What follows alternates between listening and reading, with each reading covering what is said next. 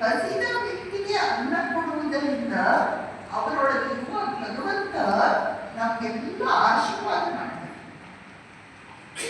ಸಾಧನಾಗಿ ಹೇಳಿದ್ದಾರೆ, ಭಗವಂತ ಪ್ರತಿಯೊಬ್ಬರ ಹೃದಯದಲ್ಲಿ ಇದ್ದಾನೆ ಅನ್ನೋದು ಹೌದೋ ಇಲ್ವೋ ಗೊತ್ತಿಲ್ಲ, ಆದರೆ ಭಗವಂತ ಪ್ರತಿಯೊಬ್ಬರ ಹೊಟ್ಟೆಯಲ್ಲಿ ಇದ್ದೇ ಇದ್ದಾನೆ. ಅಲ್ಲಿ ಇದ್ಕೊಂಡು ಅವನು ಹಸಿದಾಗ ಅವನಿಗೆ ಆಹಾರವನ್ನು ಕೊಟ್ಟಾಗ ಅವನು ಸಂಪ್ರೀತನಾಗಿ ಯಾರು ಅನ್ನ ಕೊಟ್ಟರು ಅವರನ್ನು ಆಶೀರ್ವಾದ ಮಾಡ್ತಾನೆ. ಎಷ್ಟು ಮುಖ್ಯವಾದ ಮಾತು. ಹಿಂದೆ ನಮ್ಮ ದೇವಸ್ಥಾನಗಳಲ್ಲಿ ಎಷ್ಟು ಅನ್ನ ಸಂತರ್ಪಣೆ ನಡೀತಾ ಇತ್ತು, ನೀವೆಲ್ಲ ಕೇಳಿದ್ದೀರೋ ಇಲ್ವೋ? ಎಷ್ಟೊಂದು ದೇವಸ್ಥಾನಗಳಲ್ಲಿ ಪ್ರತಿದಿನ ಅನ್ನ ಸಂತರ್ಪಣೆ ನಡೀತಾನೆ ಇತ್ತು.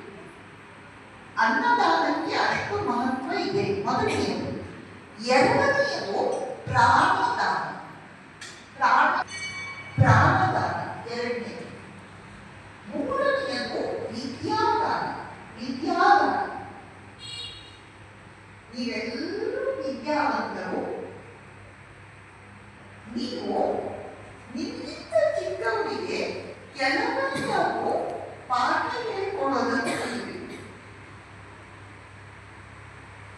ಈಗಾಗಲೂ ನಿಮ್ಮ ಎಜುಕೇಶನ್ ಮುಗಿದ್ಮೇಲೆ ಕೆಲವು ಮಕ್ಕಳಿಗಾದರೂ ನೀವು ವಿದ್ಯಾಭ್ಯಾಸವನ್ನು ಕಲಿಸಿಕೊಂಡೇಬೇಕು. ಅದರಿಂದ ನಿಮಗೆ ತುಂಬಾ ಸ್ಯಾಟಿಸ್ಫ್ಯಾಕ್ಷನ್ ಸಿಗುತ್ತೆ, ಅದರಿಂದ ನಿಮಗೆ ತುಂಬಾ ಆನಂದ ಸಿಗುತ್ತೆ ಮತ್ತು ನಿಮ್ಮ ನಾಲೆಜ್, ನಿಮ್ಮ ಜ್ಞಾನ ಹೆಚ್ಚು ಪರ್ಫೆಕ್ಟ್ ಆಗುತ್ತೆ. ಅನ್ನದಾನಕ್ಕಿಂತ ಪ್ರಾಣದಾನ ಹೆಚ್ಚು, ಪ್ರಾಣದಾನಕ್ಕಿಂತ ವಿದ್ಯಾದಾನ ಅಥವಾ ಜ್ಞಾನದಾನ ಹೆಚ್ಚಿನ. ಎಷ್ಟು ಸಾಧ್ಯವೋ ಅಷ್ಟು ನಿಮ್ಮ ಸುತ್ತಮುತ್ತ ಕೆಲವು ಮಕ್ಕಳು ಇದ್ದೇ ಇರ್ತಾರೆ. ಅವರಿಗೆ ಕೆಲವು ಲೆಸನ್ಸ್ ಹೇಳಿಕೊಡ್ಬೇಕು. ಅದರಿಂದ ನಿಮಗೆ ತುಂಬಾ ಸಂತೋಷ. ವಿದ್ಯಾದಾನಕ್ಕಿಂತ ಹೈಯೆಸ್ಟ್ ಶ್ರೇಷ್ಠವಾದದ್ದು ಅಧ್ಯಾತ್ಮ ವಿದ್ಯಾದಾನ. ಅಧ್ಯಾತ್ಮ ವಿದ್ಯಾದಾನ ಅಂತ ಹೇಳಿದ್ರೆ ನಿಮ್ಮ ಸರ್, ಪ್ರಿನ್ಸಿಪಾಲ್ ಸರ್ ಎಷ್ಟು ಭಗವದ್ಗೀತೆ ಕೊಟ್ಟಿದ್ದಾರೆ, ಎಲ್ಲರಿಗೂ ಫ್ರೀ ಕೊಡ್ತಾರೆ. ನಾನೇ ಬರೀತೇನೆ, ಕೊಡಬೇಡಿ ಫ್ರೀಯಾಗಿ.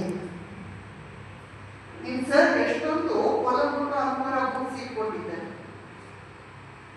ನಿಮ್ಗೆಲ್ಲ ಎಷ್ಟು